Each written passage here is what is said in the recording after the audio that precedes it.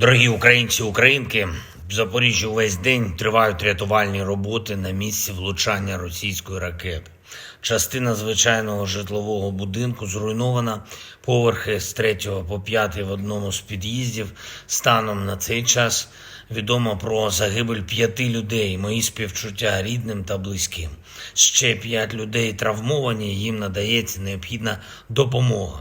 Я вдячний усім, хто працює на місці та підтримує людей, ДСНС, медичні працівники, наша поліція, комунальні служби. Я дякую усім нашим воїнам, які завдають ударів окупанту і цим повертають Україні справедливість. Це фундамент існування нашої держави – знищувати ворога і цим захищати людей.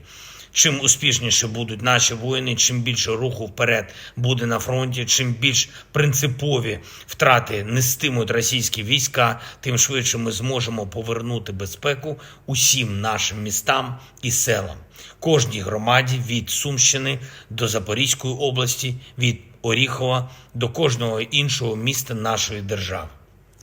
Сьогодні я провів важливі телефонні розмови з прем'єр-міністром Норвегії та з президентом Франції, зокрема про те, що відбувається на полі бою, про підтримку наших воїнів, про оборонну співпрацю, про роботу зернових коридорів в Чорному морі. Це важливо не лише для нашої держави, а для усього світу, для глобальної стабільності.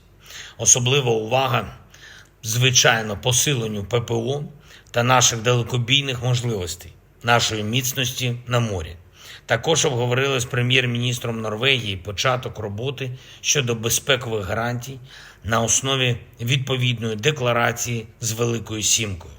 Запросив Норвегію взяти участь в наступній зустрічі щодо формули миру. З президентом Франції обговорили подальшу співпрацю на рівні ЄС і політичну роботу для відкриття переговорів щодо членства і макрофін для України. Запросив і Норвегію, і Францію взяти участь в нашому саміті щодо продовольчої безпеки та гуманітарної ініціативи «Зерно з України», який відбудеться наступного місяця. Важливо, що співпадають наші оцінки ситуації на Близькому Сході.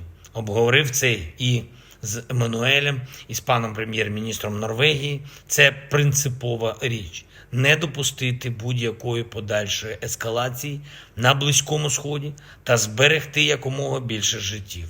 Всі сторони повинні дбати про цивільних людей, про жінок, про дітей, які опинились в зоні бойових дій та обстрілів. Це буде один із найгірших сценаріїв, якщо кількість жертв буде знов і знов збільшуватись, і треба не допустити такого сценарію.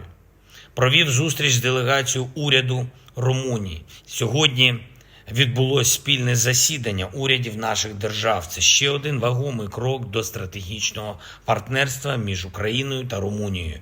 Наша співпраця, наші формати взаємодії – це нова сила для усього регіону Чорного моря. Для безпеки, для економічного розвитку, для будівництва нової інфраструктури. І я вдячний нашим румунським партнерам за реальну змістовність спільної роботи. І ще з важливого за сьогодні. Я провів нараду з міністром оборони України. Він представив свою команду, свою програму, склад міністерства оновлено. Вже є і перші кроки для вирішення тих питань, про які говорили військові.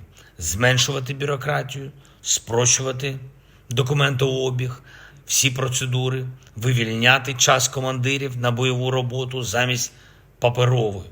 Буде більше цифровізації та чіткості в постачання у війська. Має бути більше готовності і для зворотнього зв'язку з військовими та вирішення накопичених проблем. Я дякую усім в державній системі, хто працює заради інтересів України, щоб результат був щодня, кожен день, більше сили для України. Слава усім, хто захищає нашу державу, слава нашому міцному народу. Слава Україні!